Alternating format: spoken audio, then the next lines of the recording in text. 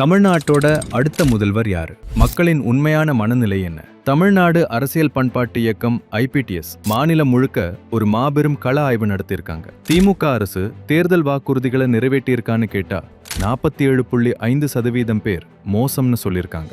முக்கியமா விலைவாசி உயர்வு 61.3% மக்கள் கடும் அதிருப்தியில இருக்காங்க. சட்டம் ஒழுங்கு மற்றும் பெண்கள் பாதுகாப்புல 61.3% பெண்கள் தங்களை பாதுகாப்பா உணரலேன்னு சொல்லி இருக்கிறது ஒரு மிகப்பெரிய எச்சரிக்கை மணி.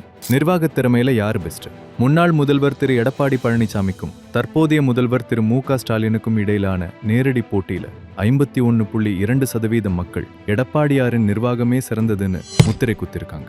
சட்டம் ஒழுங்கை நிலைநாட்டுறதுல எடப்பாடியார் தான் கெத்துன்னு 55.8% பேர் நம்புறாங்க. புதிய வரவு தாவேகா விஜய் பற்றி மக்கள் என்ன நினைக்கிறாங்க?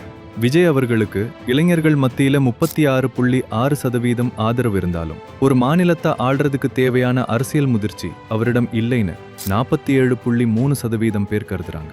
அவர் நேரடியா ஆட்சியை பிடிக்கிறத விட வாக்குகளை பிரிக்கும் சக்தியாவே இருப்பாருன்னு 64.6% மக்கள் சொல்றாங்க. அப்போ 2026ல கோட்டையை பிடிக்க போது யாரு?